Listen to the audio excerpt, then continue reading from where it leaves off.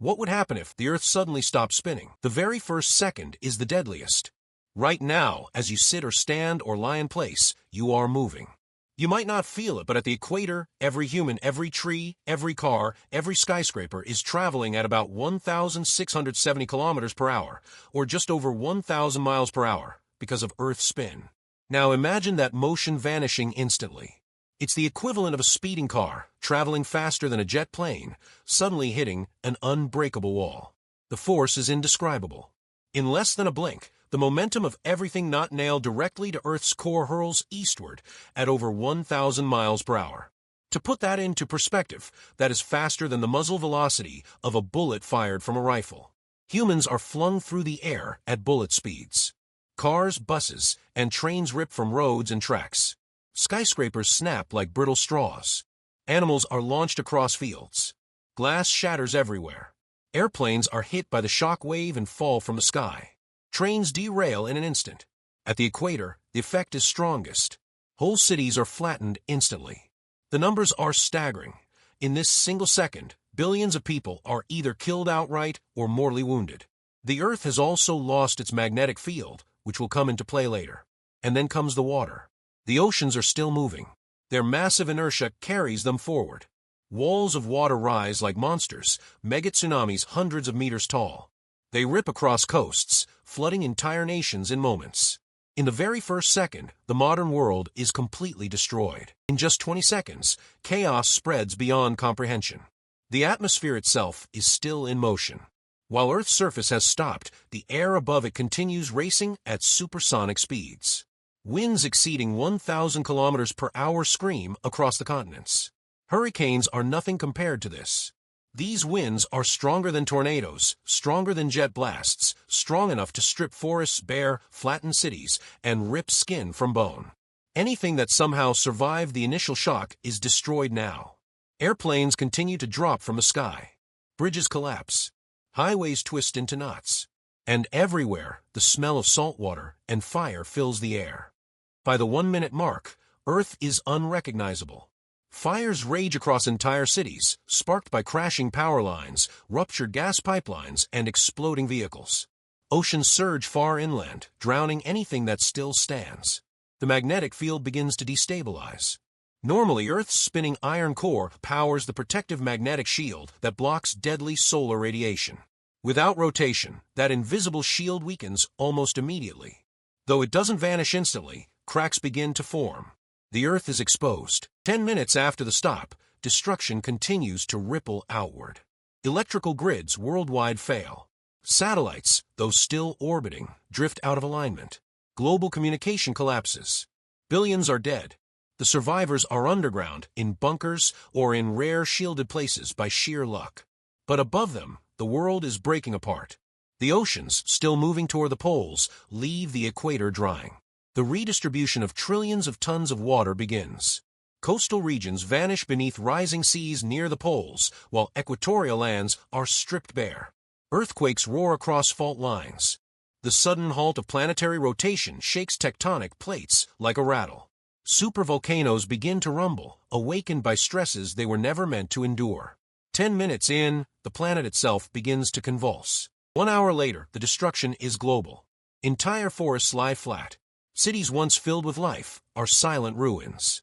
The infrastructure of human civilization, power, internet, transportation, communication, no longer exists. Migratory animals are lost. Birds fall from the sky. Fish are stranded as seas surge and retreat unnaturally. Extinction begins instantly. Meanwhile, earthquakes tear through continents. Entire mountain ranges tremble. Lava pours into valleys. Survivors, huddled underground, hear the rumble of a dying planet and know there will be no going back. 6 hours later, something new emerges: weather collapse. Normally, Earth's spin creates the Coriolis effect, the invisible hand that bends winds, drives storms, and regulates weather patterns. Without rotation, this order vanishes. Storms don't curve, they collide. Jet streams die. Weather systems collapse into chaos. Winds still howl from the initial stop, carrying debris like bullets. But now new currents form, strange, violent, unpredictable. The oceans continue draining toward the poles. The equator dries further, revealing land that hasn't seen sunlight in millions of years. At the poles, the seas rise higher and higher. Cities like New York, London, and Tokyo vanish beneath the waves. 6 hours in, Earth is no longer the planet we once knew. 12 hours later, the human race faces its next nightmare. The Earth, no longer spinning, is locked in place relative to the sun. Half of the planet is plunged into endless daylight, the other half into eternal night. For those trapped in daylight, the sun doesn't move. It hovers overhead like a merciless god. Temperatures soar past 60 degrees Celsius, hot enough to kill crops, boil rivers, and ignite massive wildfires. On the night side, temperatures plummet. Minus 60 degrees Celsius, and still dropping. Oceans begin to freeze solid. Cities are entombed in ice. Only a thin twilight zone between eternal day and eternal night offers tolerable conditions. Survivors begin to drift toward this narrow strip. But storms rage here, too. The twilight is racked with unending winds. Survival is nearly impossible. 24 hours after the stop, the planet is divided in two. One half burns under a fixed Sunday. The other freezes in endless darkness. The twilight zone becomes the only place where life can persist, but even here, survival is brutal. Plants on the day side shrivel into ash. Forests ignite into global infernos. On the night side, glaciers advance relentlessly. The oceans, no longer balanced by centrifugal force, pour toward the poles. Two new superoceans swell, drowning polar regions, while deserts spread across the equator. In one day, Earth has become alien. 7 days later, the survivors are desperate. Food runs short. Crops are gone. Fishing is nearly impossible. The atmosphere, destabilized by the lack of spin, begins to thin. Without a functioning magnetic field, solar radiation penetrates deeper. On the day side, UV rays scorch everything. On the night side, cosmic rays slip through the darkness. The only shelter is underground.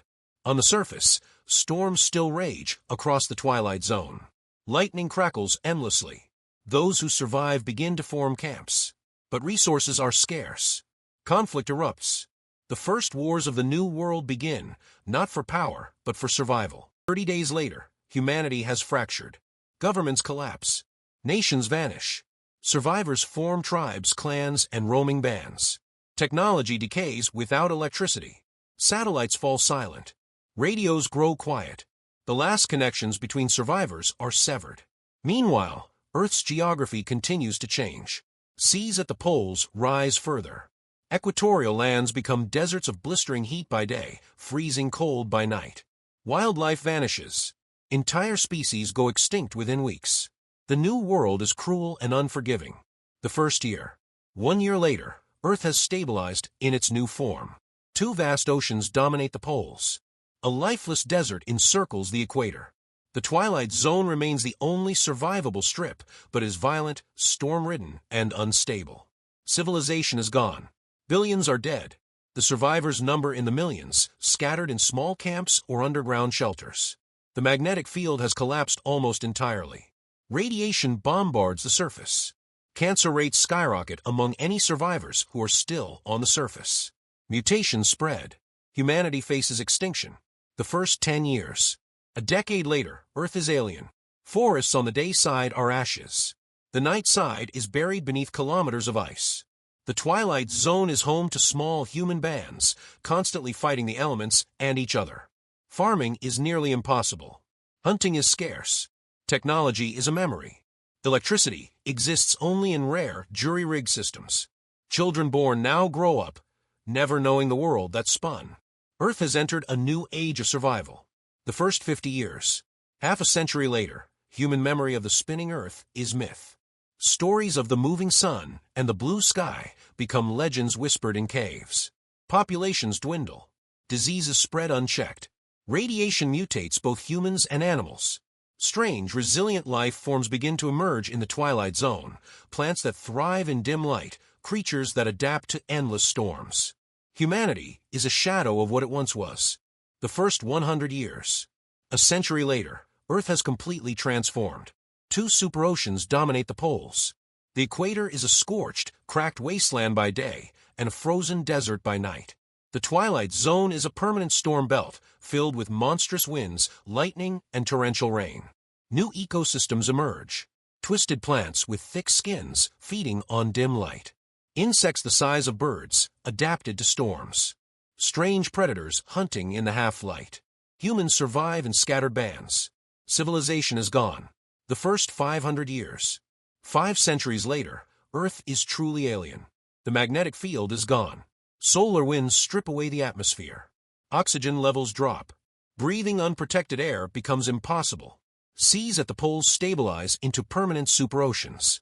Glaciers advance deeper into the night side. Life is scarce.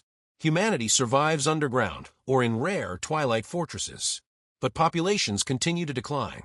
The first 1,000 years. 1,000 years later, the Earth is no longer the world of humans. Civilization is extinct. Cities are buried beneath ice or swallowed by deserts. Only ruins remain. The Twilight Zone is ruled by new species, descendants of insects, rodents, and hardy plants. They thrive where humans could not.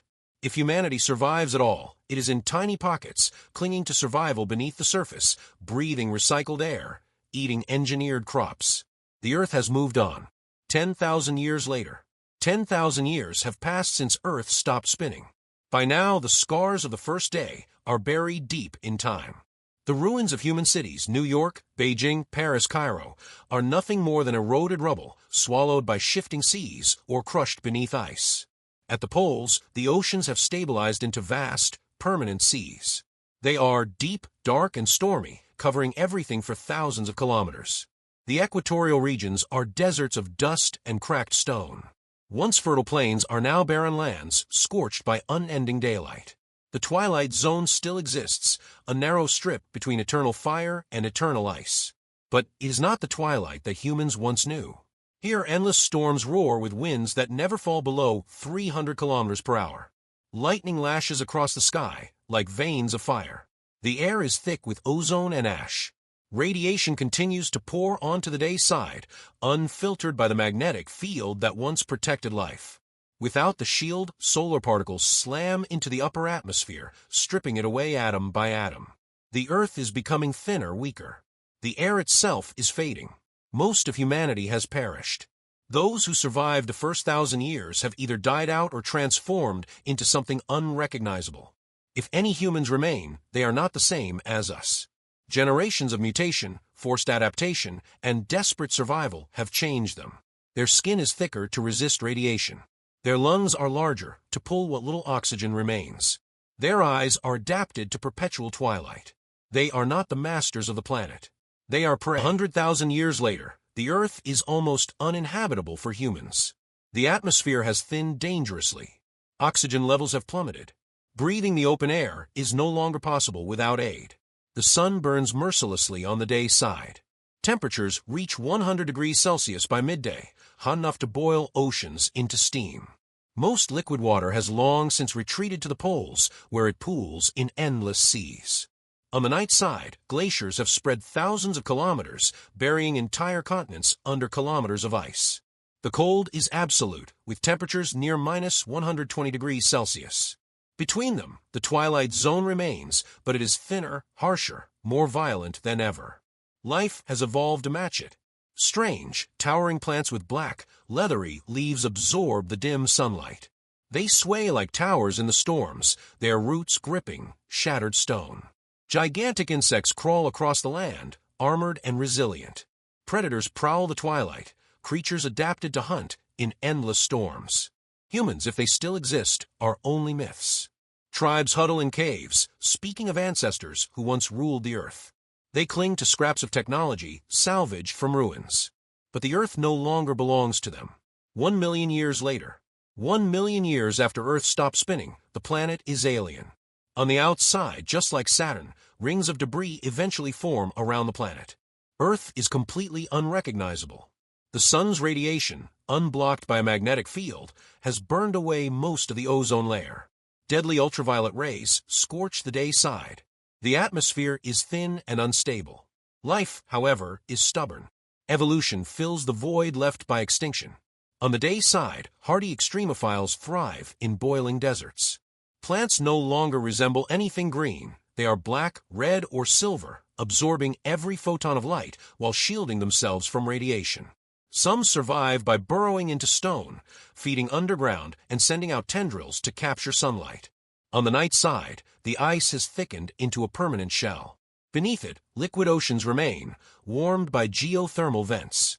Entire ecosystems flourish in these hidden seas, creatures glowing with bioluminescence, enormous jelly-like predators, schools of eyeless fish.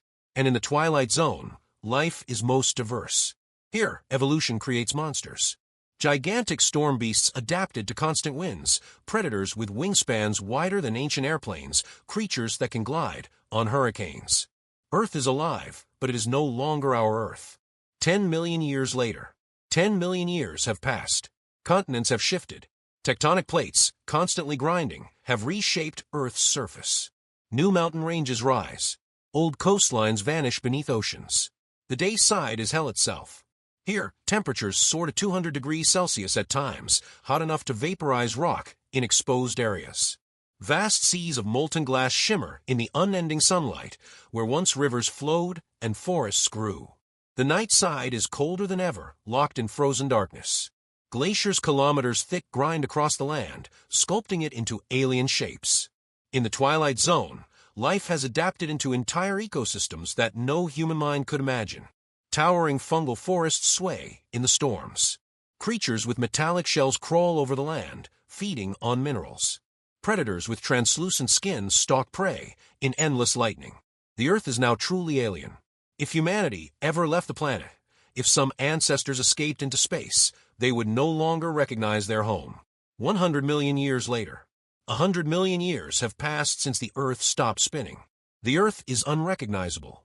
Its atmosphere is almost gone, stripped away by solar winds. Only a thin veil of gases clings to the surface. Breathing here is impossible for any creature resembling humans. The magnetic field is gone entirely. Radiation from the sun bombards the surface, mutating whatever life dares exist. The day side is a wasteland of fire. Rock melts beneath an eternal Sunday. Nothing natural survives here. The night side is a frozen tomb. Temperatures plunge near absolute zero. The ice is solid, thick, and endless. But in the twilight zone, life still clings on. Strange organisms have evolved over millions of generations. Some are plant-like, feeding on faint sunlight and radiation. Others are predators, massive, resilient, armored like tanks. Insects larger than houses, storm dragons with wingspans of a kilometer, creatures that shimmer with bioluminescent light. The Earth is alive, but alive in ways unrecognizable to us.